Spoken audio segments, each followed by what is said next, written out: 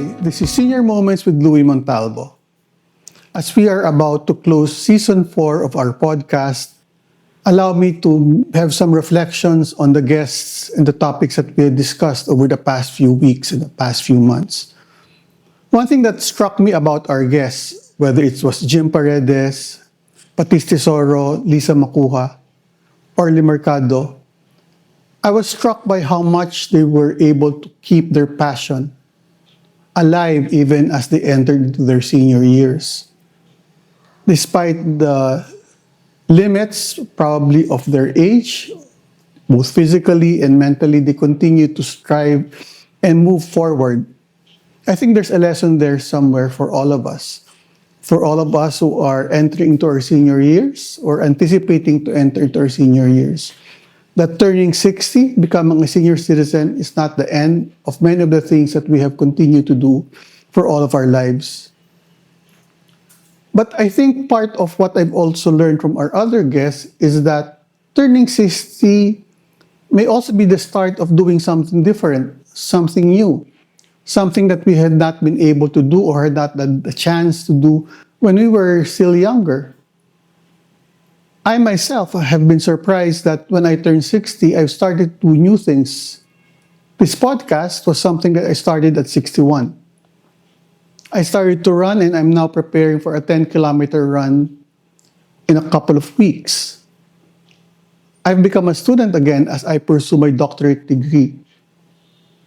If I had asked myself maybe even 3 or 4 years ago if I would be able to do any of these things as I turn 60, I'd probably say no.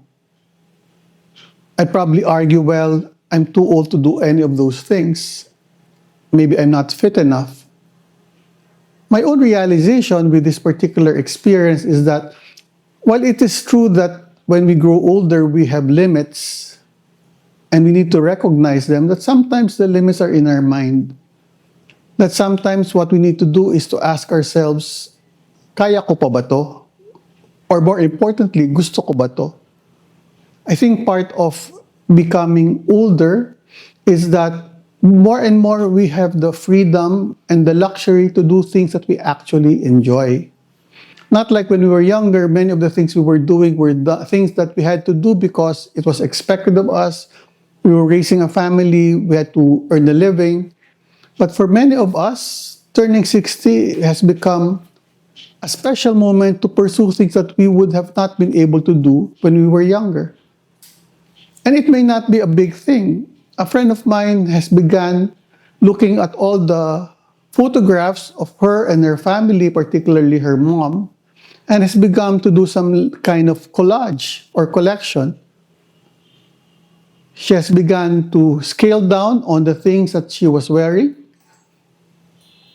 So in that particular sense, those are new things that she has begun to do as she turned 60. So again, it may not be a big thing, but I think the point of this particular topic is that we begin to ask ourselves, have I stopped growing? Have I stopped living and used my age as a reason to stop trying new things? Another insight that was able to gather from our 4th season, and this is something that our guests do not talk about in a very deliberate manner, but at some point of their sharing with us, they're able to speak about relationships. I think when we were younger, in a way, relationships were a bit easy or easier because of the work that we do and the kinds of activities that we have. But as we grow older, establishing new relationships and maintaining old ones can be a bit of a challenge. People grow apart, significant others die on us. But clearly, many studies have shown that as we grow older, relationships are very, very important for our mental and physical well-being. And studies have shown this many, many times over. Many of our guests at some point talk about the relationship with their loved ones, their partners, their kids, their grandchildren.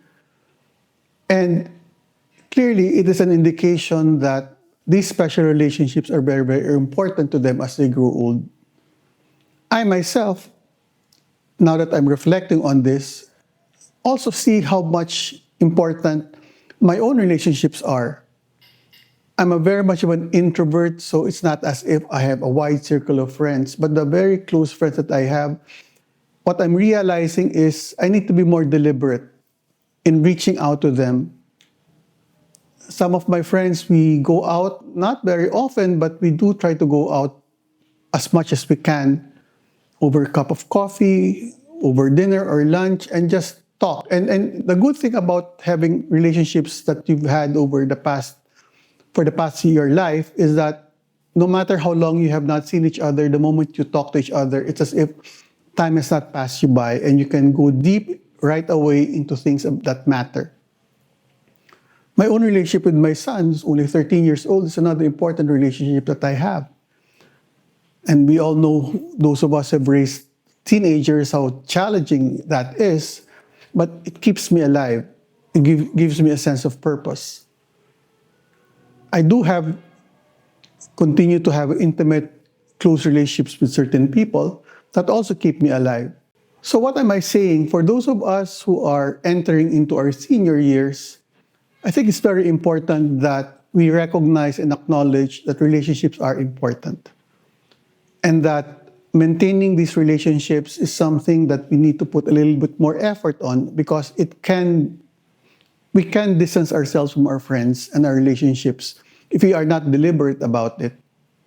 But I think it's also the case that we can explore building new relationships with other people that we have not had a chance when we were younger, but now volunteering, doing church activities, many other things that can expose us to another circle of people can perhaps be an opportunity to establish new relationships as well. One thing that has surprised me about our guests in season 4, especially those who have built a name for themselves, who have been able to create and develop a body of work through their art, through their passion, that is well known to many, many other Filipinos, is when I ask them about legacy. What is it that they want to leave behind? How do they want to remember? A number of them actually ask, do I have a legacy? I think Jim Paredes, if I remember right, said it very, very well. In a way, he said, we really cannot control how we will be remembered. If people remember us after we die, well and good, but if not, well, that's really not up to us. And that struck me because I think many of us can be asking ourselves the question, what legacy would I want to leave behind? My own reflection with what they shared is that the way we live our lives, the kinds of values that we try to live out, is enough as a basis for making choices about our lives. Whether or not what we do is something that will survive us after our death, as Jim said, is really not within our control. What is within our control is how we live our lives, the kind of choices that we make, the kind of contribution that we are able to do to our families, to our communities, to our country, and to the world. Whether or not all of these things will survive us, whether or not people will actually remember our names long after we're gone, it's really not up to us. It's really beyond our control. So the whole question of legacy, something that some of us are beginning to think about as we grow older, is really going to be based on how we are living our lives now. A number of our guests in season 4 dealt with mental and physical well-being and health. Dr. Shelley de la Vega in particular talked about Alzheimer and dementia, where the cognitive faculty of people, particularly as they age, begin to diminish. Many of our guests also talk about their own loved ones or relatives suffering from or enduring physical disabilities. I think part of the joke that goes around people who are growing older and becoming seniors is the amount of medication that we are taking. Blood pressure, cholesterol, so forth and so on. And because we do recognize that our bodies do age.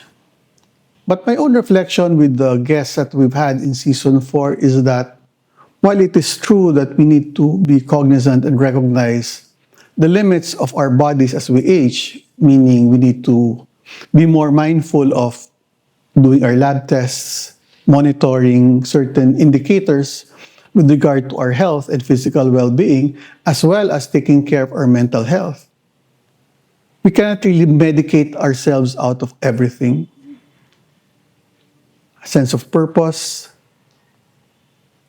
having loved ones surround us, and this is something that's not very associated with me, but laughter. I think many of these things we take for granted, and we just think, well, I'm just going to drink my medicine to take care of my blood pressure. But I think a more deliberate, purposive choices that we make in our lives, moving more, exercising, going out, even if we just want to cuddle inside our room and doom scroll on our cell phone, looking for something that is going to give us a deeper and richer sense of purpose. I think all of these things taken together, not excluding, of course, the medicines that we have to take, taken together can give us a more healthy sense of self, a healthier body, and healthier perspective of how we are going to live out our senior years. So the invitation, I guess, particularly this week, this is the National Week of the Elderly, the invitation is for us to begin to reflect. Meron pa ba akong gustong gawin? At kung meron, gusto ko bang gawin at kaya ko bang gawin? So again, thank you very much. We hope to be able to see you again in our future episodes and seasons.